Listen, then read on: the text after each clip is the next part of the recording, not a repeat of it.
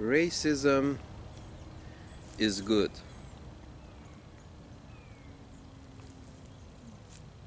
It's not the best form of social governance, social progression, is not the highest form of social progression, but it's way up there. It's right under humanism. Let me explain.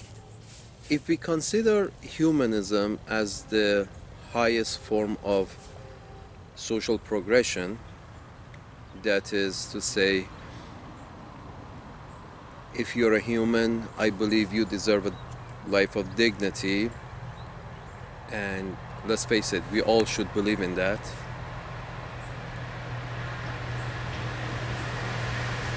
If that's the highest form of social progression, which it is, which we all agree, racism is one step below that.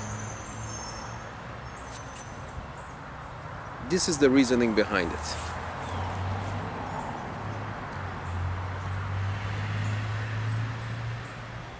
The caveman was only concerned with his offspring. And if occasionally he was concerned with his spouse's well-being, was because the spouse was important in rearing the offspring, taking care of the offspring. But the main objective of the caveman, who he cared for, was his offspring.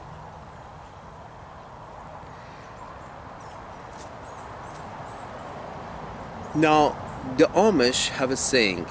Amish are a sect of Christianity of German descent, which live in the United States. Very interesting people. The Amish have a saying. They say caring is sharing. Caring is sharing. That is to say, if you care about people you say you care, you share with them your productivity, your good fortune, whatever it is. Now the caveman, and based on this analogy, who you care about, you share with, you can say, who did the caveman care for? The caveman cared for his offspring, and as a result, as a proof, we know that the caveman only shared his productivity, his hunt, his gathering, whatever, with his offspring. That's who he cared for.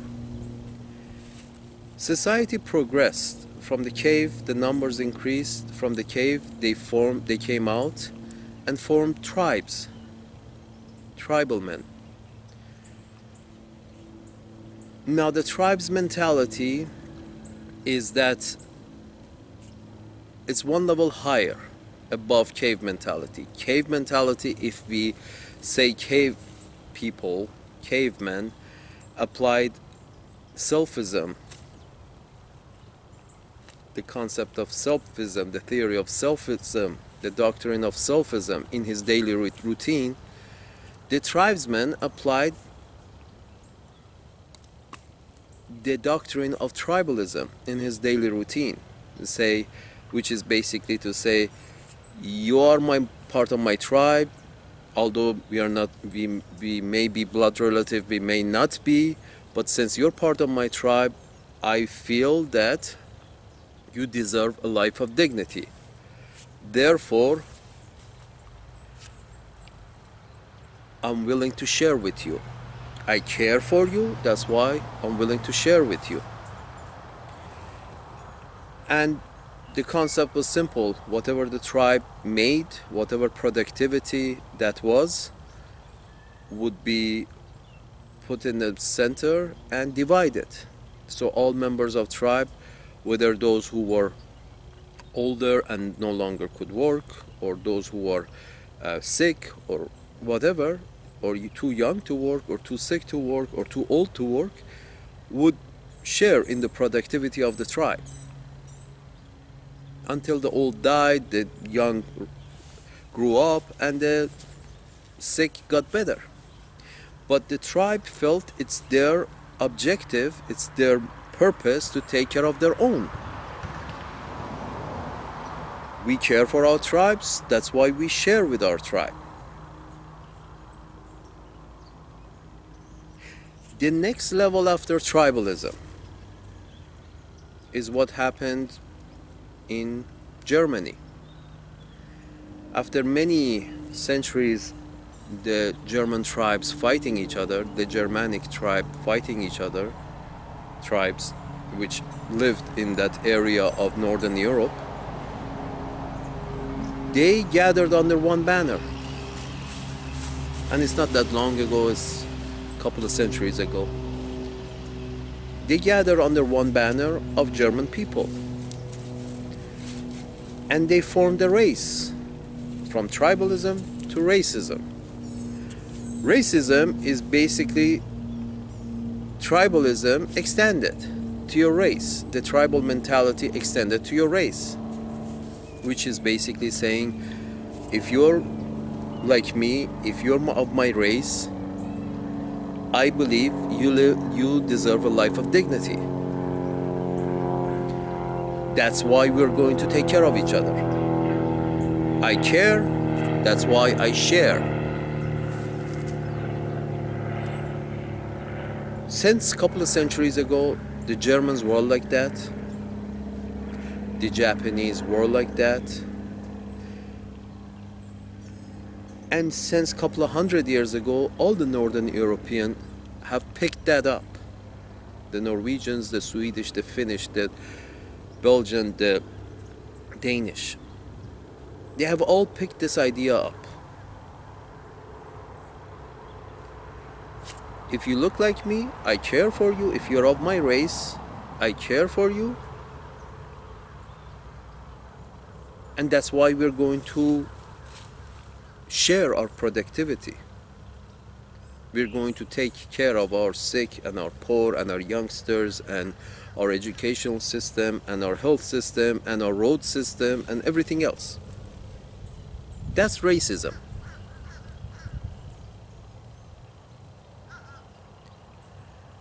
A step above that, which only the Germans and the Japanese, and you can say maybe Northern Europeans in general, are ready to take this higher step.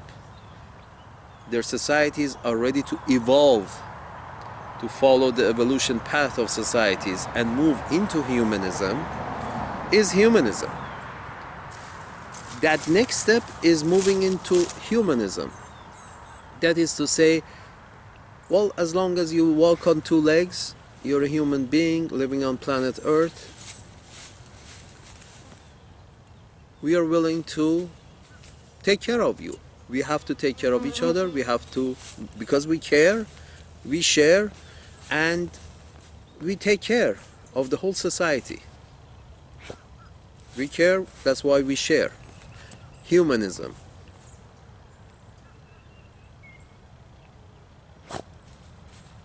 My Zoroastrian brothers and sisters, the problem is the world is not ready for this. As I said, the Germans are ready, the Japanese are ready, the Northern Europeans are maybe ready, but the rest of the humanity is not. It's 7.5 billion people on planet Earth, and maybe about 200 to 300 million of that are ready to move, to take this next step from racism to humanism.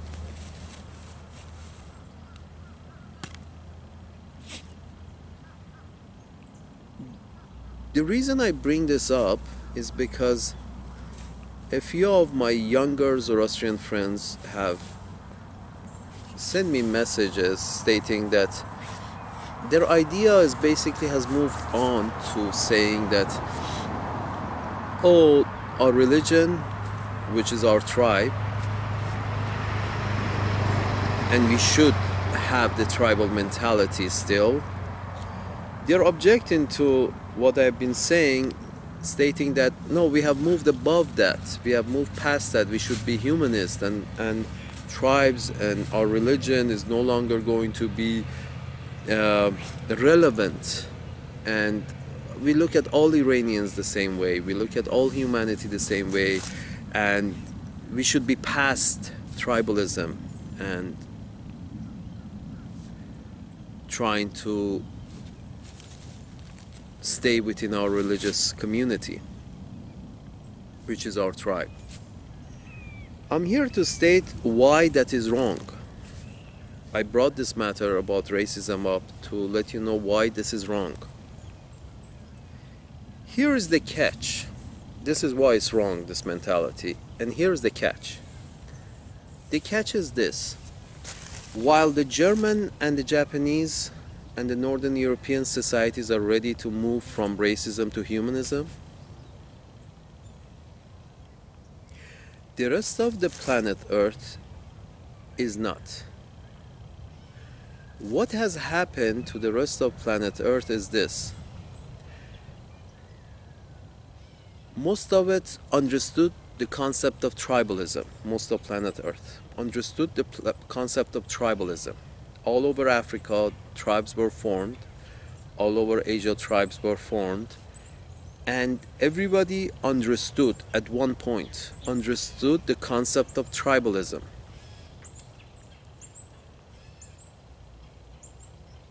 They had risen from the level of selfism that the caveman had. They had risen to the level of tribalism some time ago, maybe at least 100 years ago. Most of planet Earth were at the social progression of tribalism. What has happened ever since is this. With the advent of technological revolution, which brought about production lines and work moved from the villages and where the population was concentrated, spread over villages and over tribes, the means of income, productivity, moves from the villages and rural areas into the cities. Capitalism came into focus, into being. Production lines were built around cities, factories, so the population moved and are still moving to the cities, from the rural areas, from their tribes, from their villages, to the cities.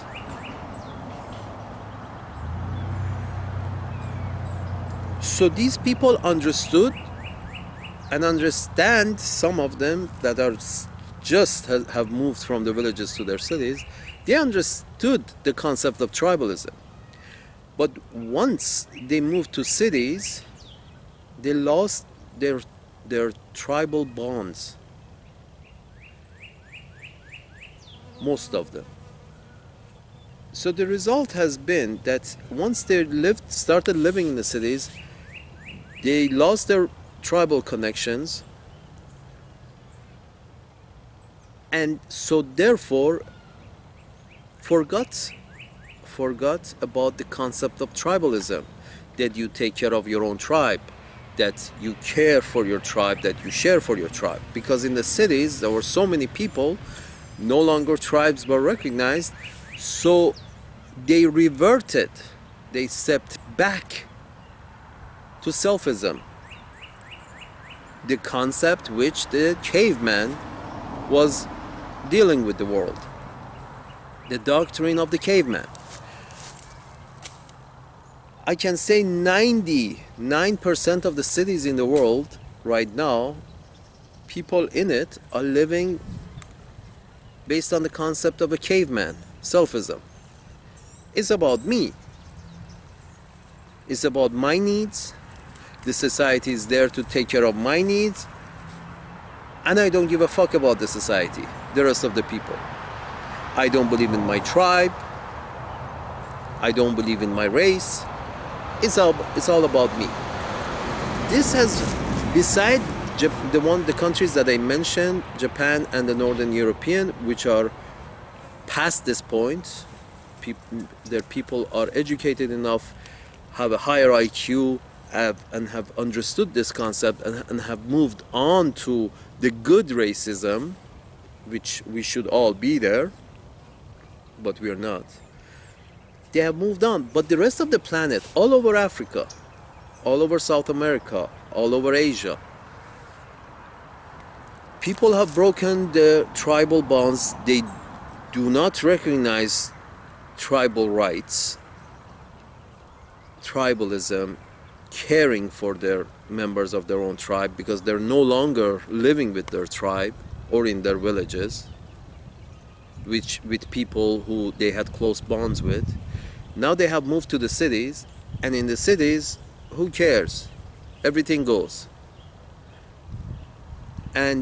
But they are not of the intellectual level or an educational level to understand that now is the time to become a racist. In the city, in the large cities that are prevalent all over the world, in all nations, they should understand that within the borders of a country, now you have to become racist. That means you have to care for your own race. That means you have to care for your own race. Caring is sharing, and that means you have to share the productivity. The people of that country, of that race, have to share their productivity. For everybody within that race, at least, to live a life of dignity. Whether they're sick, they're old, they're too young to work, whatever. Whether it be transportation, education, it has to be within. So it would do good for the people, all the people of that race, at least. The problem is the societies have become selfish. Every member of society has reverted, has gone back to the mentality of the caveman. And as proof of this theory, this idea, you can see that every time in the third world countries, this is the proof of what I'm saying. Everybody has reverted back to selfism, the caveman mentality. Every time in the third world countries, when the big stick of a dictator or an authoritarian regime is taken away, it becomes a mess. Neighbors are cutting each other's throats over nothing, over what you call your God, what I call my God, how much you have in your pocket. You have this much money, I don't have that much money, I'm gonna cut your throat out and take your wife, take your money, take your children, enslave this, enslave that, because they haven't moved to the racist mentality. They're at the selfism of a caveman. Every time you take away the stick of the dictator or the totalitarian regime, neighbors start killing neighbors. Countrymen start killing countrymen. Citizens start killing citizens because they don't understand the concept of citizen. Because they have been cut off from even their tribes, and nobody has educated them to the level to become racist, to understand, at least accept their countrymen as their race, and understand that their countrymen also have the right to live a life of dignity without cutting each other's heads off. They don't understand this. A couple of reasons. Low IQ is one reason. Low average IQ. There are always anomalies. A few geniuses, you can find a few geniuses in every race. But in reality, you look at the average IQ of a race to determine how far that race has come. Look at the German society, how it has improved himself and where it is right now. And you look at a society like Gambia, Uganda, Sierra Leone, Taiwan, Thailand, Guatemala, Panama. You look at these societies and you see that they're all at the level of, they're back to the caveman mentality, selfism. It's all about me. Iran, Arab, Saudi Arabia. The point is this. That means basically their IQ is lower than the Germans. Germans have reached this point, the others haven't. Japanese have reached this point, the others haven't. Simple. Now here's the thing. In a country like United States,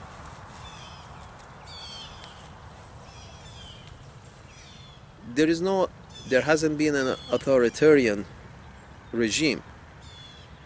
But United States is an exception because it's made up of so many of different tribes that have immigrated to United States.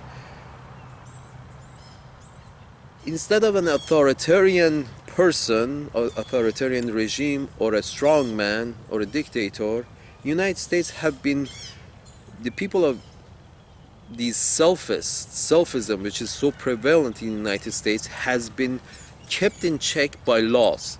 The laws of the United States has become a big stick over people's heads. So people in the United States are not cutting each other's heads off because of its laws, because they feel the law is strong and it will punish anybody who doesn't treat others in an acceptable manner. So that's why they don't cut each other's, their neighbors' throats in the United States. The problem with that is that the understanding of why every member of this society needs to, live a life of dignity is not there. The understanding is not there. The selfism is very strong in the United States. The caveman mentality is very strong. And the only thing that's keeping this caveman mentality in check in the United States is the fear of law, the fear of punishment. That's why United States is the only technologically advanced nation in the world which still has capital punishment, which has highest percentage per capita of its people in jails. Because if left alone, because the people have not moved on to the idea of racism and humanism, because they have for many years now, since its inception, people have been cut off from their tribes once they moved to the United States, and once here they have had to revert back to selfism. They have had a difficult time. The laws had to be strong and the punishments have to be even stronger. Eventually, once in the United States, many have formed their own tribes.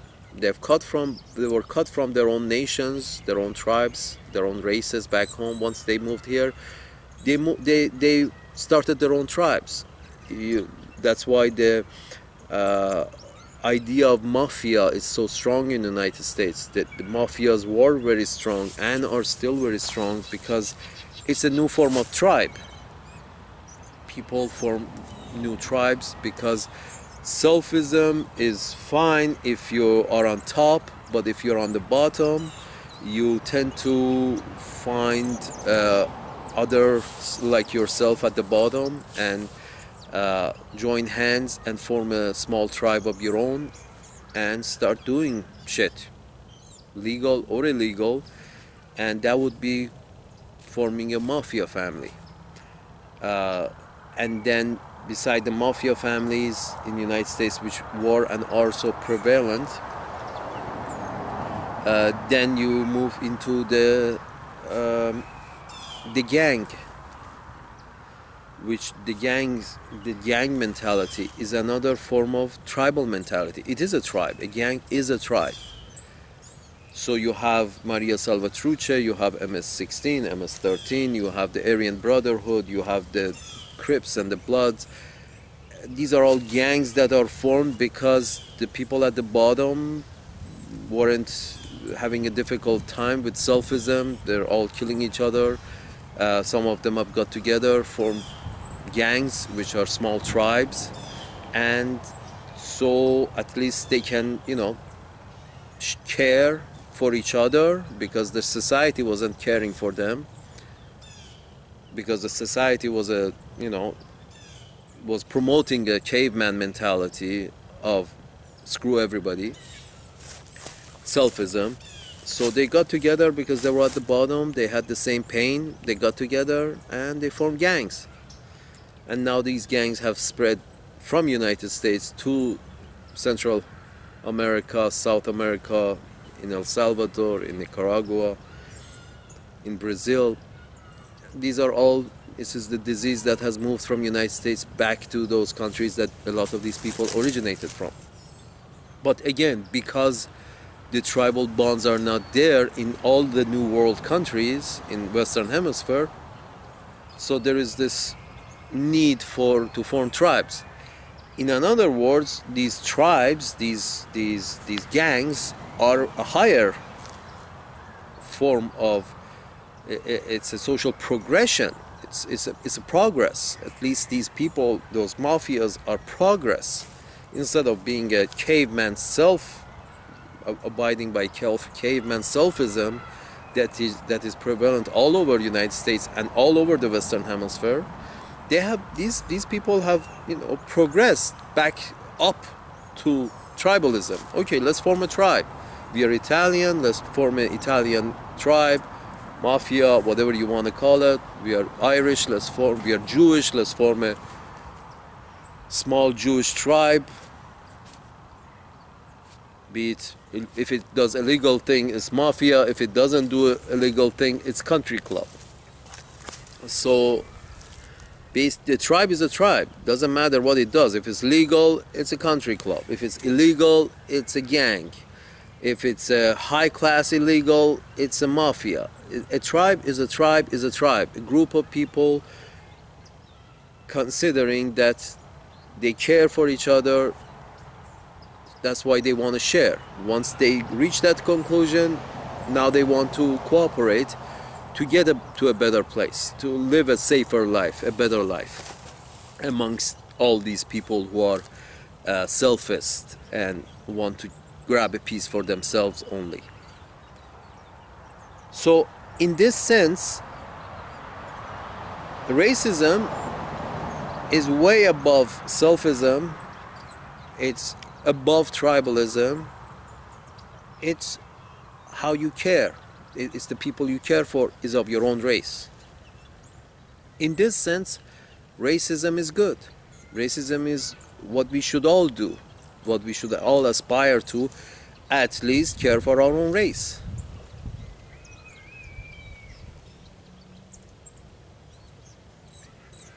Yes, there is a better way, humanism, but what percentage of any society is ready right now in 2017 on planet Earth for humanism? 1%, 5% of the people of planet Earth are ready for humanism. The rest are not. Now, here's the thing.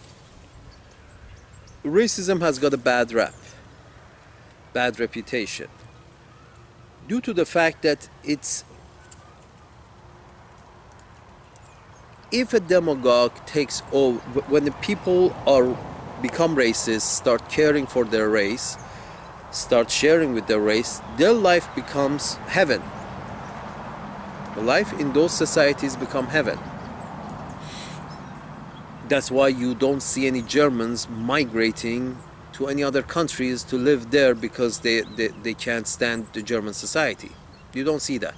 Japanese don't migrate to other countries because life was so hard back home, because no, their people take care of each other, so life is good For a Japanese, life is good in Japan. For a German, life is good in Germany. For a Norwegian, life is good in Norway.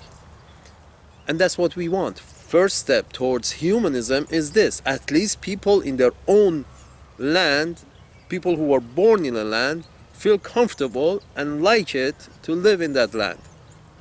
That would be racist. That would be good. Every land has got racist people, and they take care of their race, so they don't have to run away from each other and immigrate and become refugees in other lands. Here is where racism has gone wrong a few times in the past. When emphasis shifts from who you love to who you hate. When a racist society which is taking good care of itself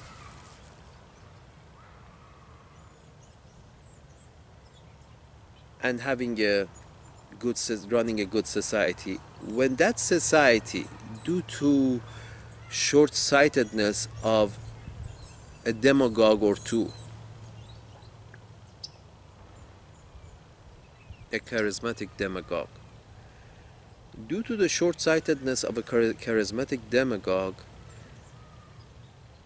or an aspiring dictator, whatever you want to call it, when the emphasis goes from who you love to whom you hate as a race. We love as a race our own people, our own race. This is good. We take care of our race. And this love is supposed to be exhibited by sharing. We love our race, that's why we share with our race, so nobody in our race would have to live a life without dignity. That's the concept. That's the concept.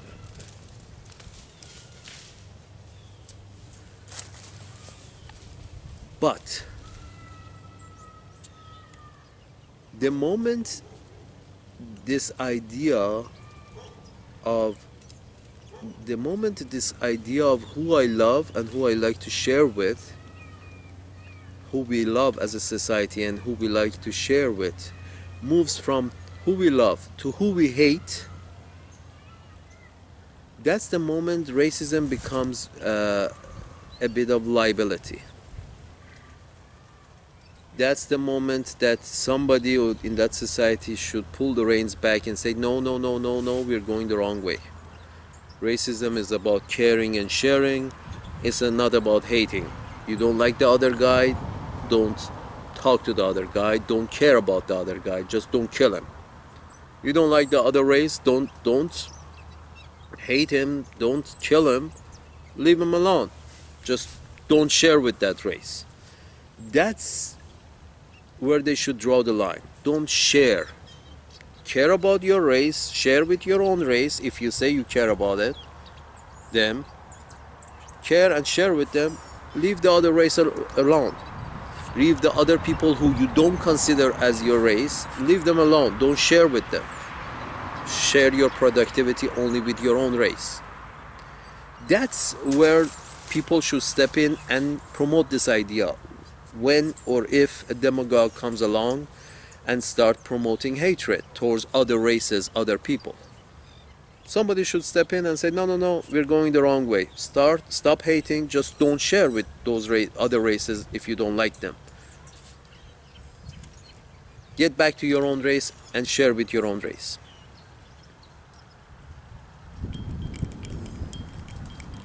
That's where Germany and Japan had gone away. That's where racism shifted focus from us and we love us and we like to take care of us as a race. They shifted focus that who we hate.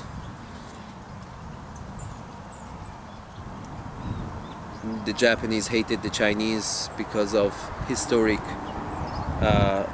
issues that they had with their cousins, their brothers. To us, non-Oriental, they all look the same, but they can tell the differences. So, and they say brother, hatred of brother is one of the strongest hatred there is. So, and the Germans started, Hitler came about and started promoting who we hate, and we hate the Jews, we hate the Gypsies. Then the Polish were a problem, and then the French were a problem, and you know, started, one person takes over and starts diverting the mentality from who we love to whom we hate, and who is hating us, and how we should get even with them, and there goes the whole shaboom. The whole idea of racism takes in a bad name. No, care for your own race. That's good. Racism, when you're taking care of your own race, when you feel obligated to take care of your own race, at least, it's great. It can't be, anything can't be better. Just make sure it doesn't, the focus doesn't shift from whom you love to whom you hate. That's that.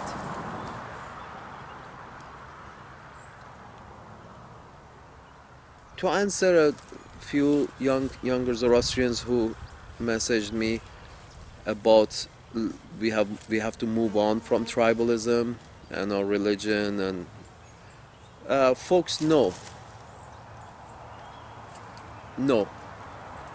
we have to keep our tribe strong. The Zoroastrian tribe has to be strong, has to be kept strong, and here's the reason.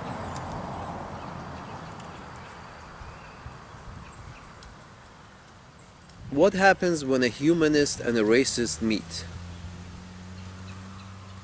A humanist mentality is, I'm gonna put my whatever I have on the table, and you put whatever you have on the table, and we share like human beings. So they meet, and the humanist puts everything he has on the table, all his cards. If the guy is a racist and he's not of your own race, he's gonna grab hold of your cards and run.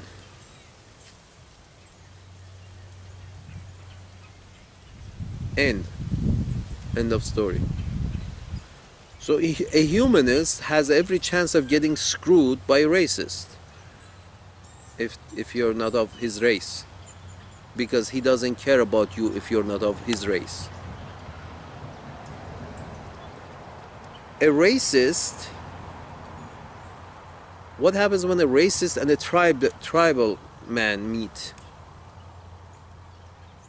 A tribesman meet.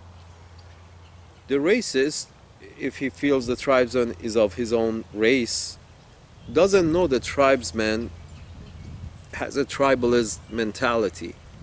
So the racist smiles and puts all his cards on the table and says, hey, we are of the same race, here's my card on the table, show me your cards, and see how we can manage our lives better by working together. But the tribesman doesn't understand him. So he grabs hold of his cards and runs with it. Grabs hold of his money and runs with it. And here is the racist sitting on his ass thinking to himself, what the fuck happened?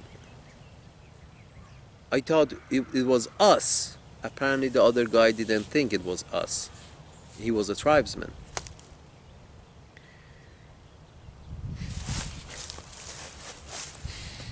Now what happens when a tribesman, a person who applies tribalist mentality, tribalism doctrine into his everyday life, what happens if he meets a sophist, a caveman, who he thinks is of his kin? Again, the tribesman put his cards on the table, the caveman grabs hold of the cards and runs with it. The problem, my younger friends who object to tribal mentality, promoting tribal mentality, is this. 99%, let's say 90% of American society and the world society, as I explained up to now, 99% of the world society is not at the humanist level. or at the racist level, or at the tribalist level. 99% of human society at this point on planet Earth is selfist, has shifted back to the caveman mentality of taking care of only oneself and one's offsprings.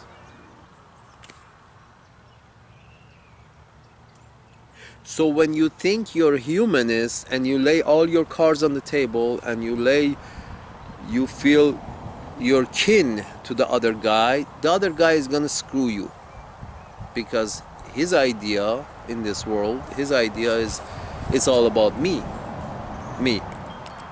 and my offsprings, because that's basically coded in nature, is coded. All mammals take care of their offsprings.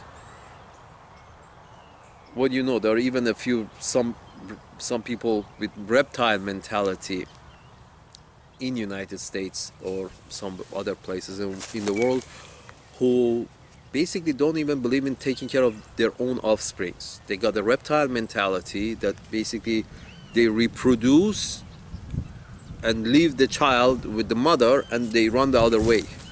Sort of like, okay, or they reproduce but they don't feel like, even if they're around, they don't feel like they need to take care of the child.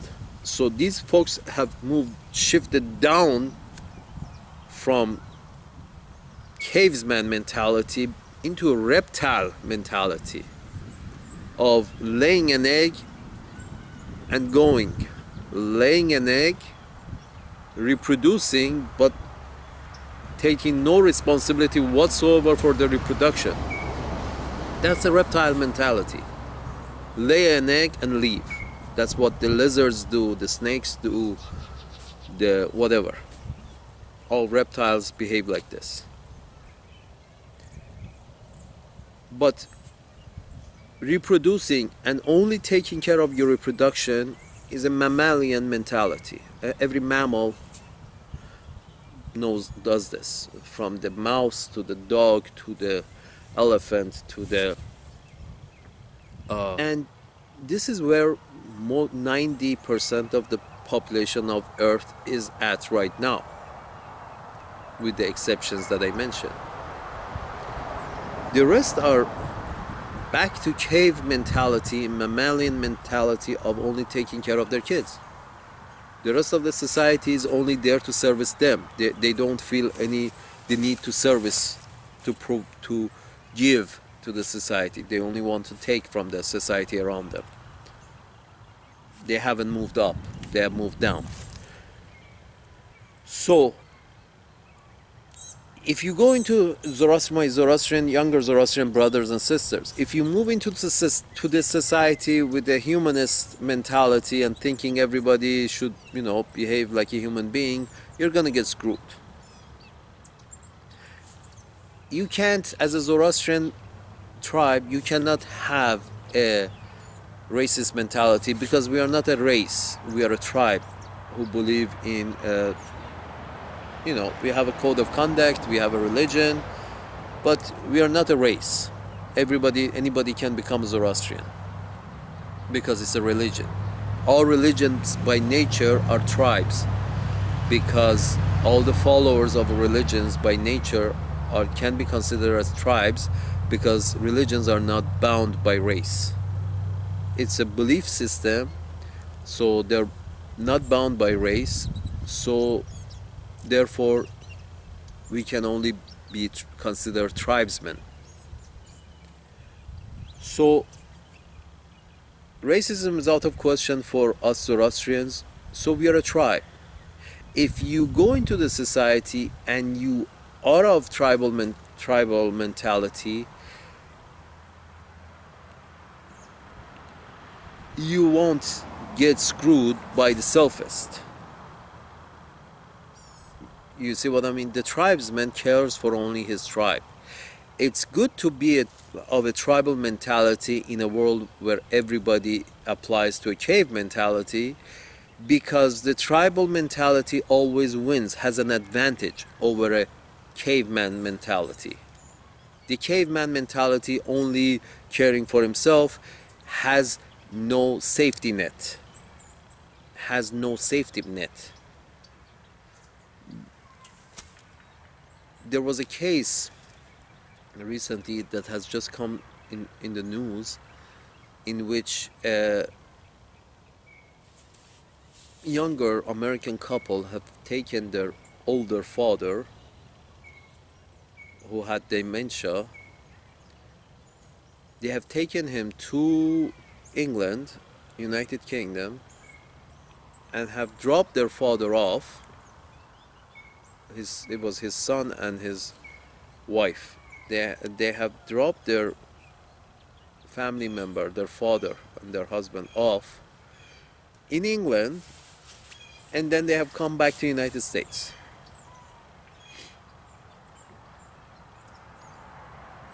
That's the level we are on planet Earth in 2017. The state doesn't go by humanist mentality. Barack Obama tried to do that, tried to, provide healthcare for a lot of people who didn't have healthcare in the United States. But then there was a backlash, and the racist gentleman has taken the reins of power in the United States. But my point is this: 90%, the people who take their own father to England to leave him there, so the English people with their national healthcare service takes care of that father. You know that these folks, and they were from California, these folks don't apply to racism, they don't apply to tribalism either.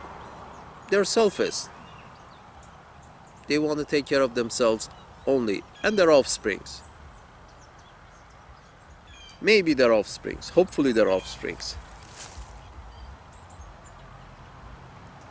The point is this: being a tribalist, believing your tribe, your Zoroastrian tribe, between these people and in the world in general, gives you an edge, an advantage.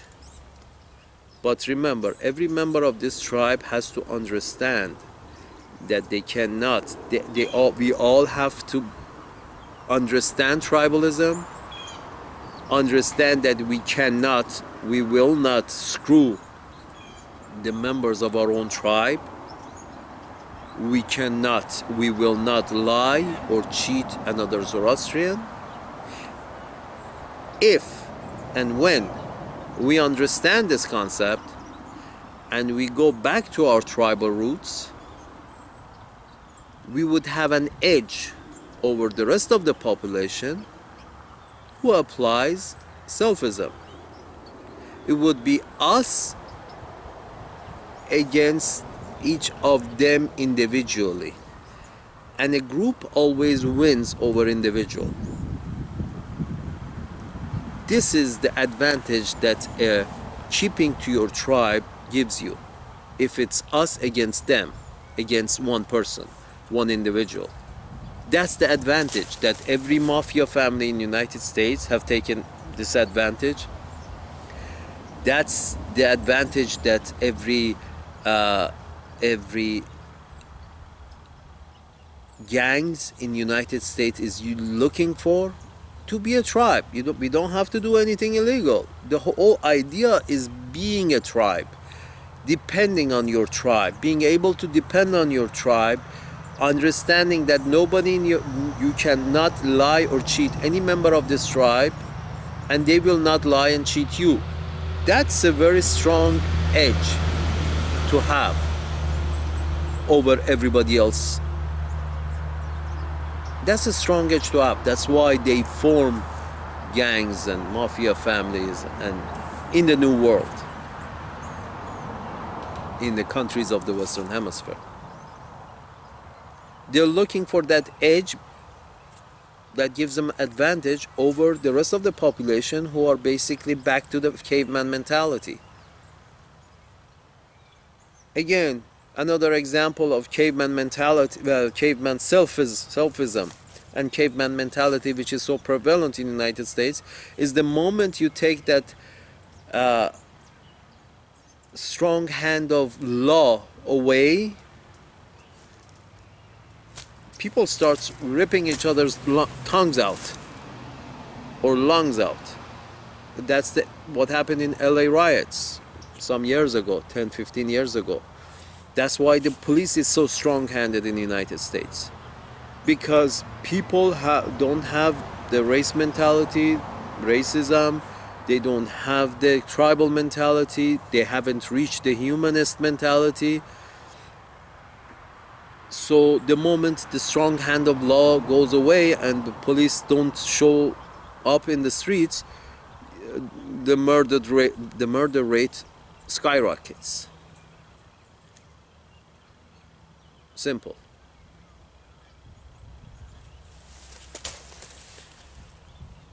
That's that. We have to apply we have to gravitate to our tribe. We have to apply the tribal mentality as Zoroastrian people in the United States and all over the world. Because 90% of the population of the world is of selfish mentality. In 2017, still, they have reverted back to selfish mentality. So being a tribe, understanding our tribe, and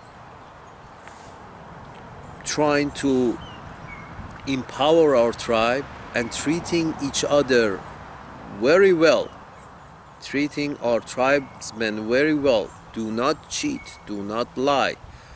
Good thoughts, good words, good deeds really have to be applied towards other Zoroastrians. That's the only way. That's the only way the tribe will get stronger.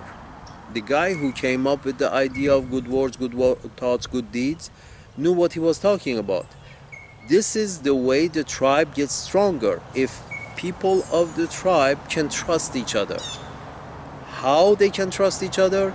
If they apply good words, good thought, good deeds.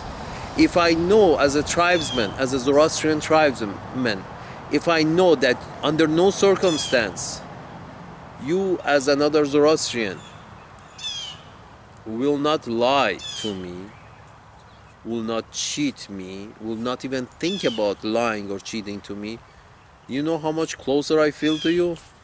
How much closer we feel towards each other, how much closer we gravitate towards each other, how much stronger the tribe will become as a result. Simple, really. Good words, good thoughts, good deeds, only towards other Zoroastrian, so we can have an edge by becoming a close-knit tribe.